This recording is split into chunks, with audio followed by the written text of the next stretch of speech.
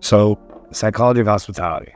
We met in Turks and Caicos. Good place to meet. It's a Ritz-Carlton at that. Cobalt blue. Cobalt blue. I won't forget being the third party at that time, getting to see someone else in a similar stance as me, being up on stage and really having this dialogue with the team, right? It wasn't a lecture. It wasn't a presentation. It felt almost conversational. Psychology of hospitality, as I listened to you and understood the points that you were trying to make, and there's so many great things in there. I realized what you stood for, but more importantly, what you were trying to essentially create for the team to understand that it's a feeling. And for me, that was one of the most special things I've ever seen in that kind of setting, right? Because we're so gung-ho on luxury is this, luxury is that. The guest is this, the guest is that. Well, psychology of hospitality really kind of teaches you what? The feeling that we create for our guests. Yeah. How much do you care to be able to provide an experience for that guest? What was the whole reason why you came up with psychology of hospitality?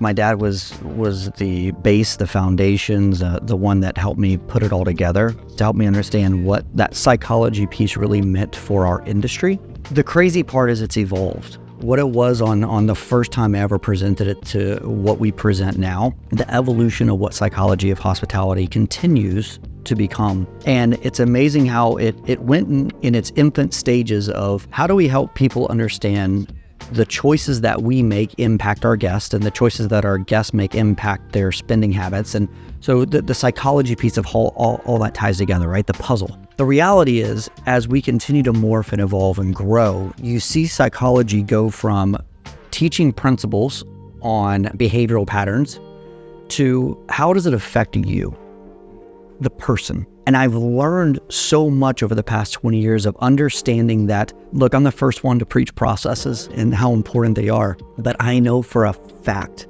I see it day in and day out, and you do as well. The minute that I can touch your heart, the minute that I can make you feel something, I can get you to do anything.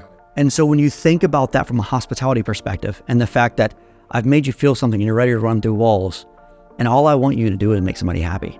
And when you start to see the impact that the words that we use have, and our behavior, how we treat the team at these hotels when we're opening them, how engaged we get with them, and the responses you start to receive, and they start bringing you gifts, and they start doing things for your kid, the next thing you know is getting you.